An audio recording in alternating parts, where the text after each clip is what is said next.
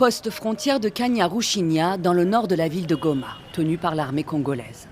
Ici, personne ne passe sans l'aval des militaires. À une soixantaine de kilomètres au nord, sur la route nationale 2, la ville de Rutshuru est sous contrôle du M23 depuis fin octobre.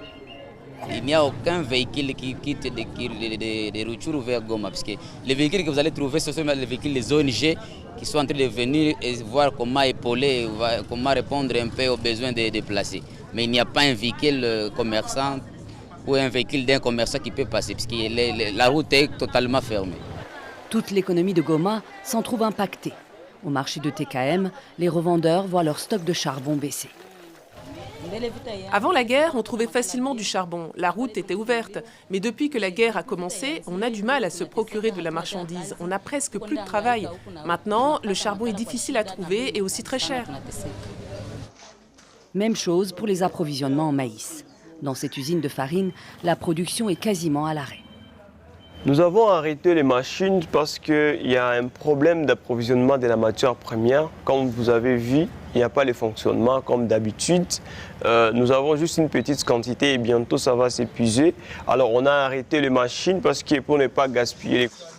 Même désarroi chez les ouvriers du site qui attendent désœuvrés quelques sacs de farine à livrer. Il n'y a rien à faire dans l'usine. Il n'y a pas de maïs à cause des problèmes dans le nord. Là, on devrait être en train de travailler. Mais depuis que la guerre a commencé avec le M23, le maïs n'arrive plus jusqu'ici. On ne sait pas si nos familles vont survivre. On n'a pas assez à manger. Devenue plus rare, la farine de maïs a vu son prix grimper en flèche. Contraints de répercuter cette hausse, les commerçants se disent démunis face aux habitants de Goma. Depuis que le prix a augmenté, on perd des clients. Toutes les familles se plaignent. Elles disent qu'elles vont commencer à manger des patates tous les jours. Avant, je vendais 5 sacs de farine par jour. Maintenant, j'en vends 2. Les clients viennent, demandent le prix et beaucoup s'en vont sans rien acheter. Les autorités congolaises disent avoir tout mis en place pour que l'économie de Goma ne soit pas totalement asphyxiée.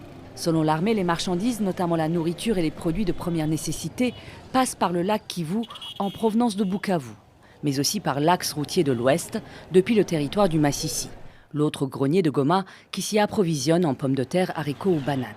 La crainte est désormais grande de voir le M23 couper également cette route.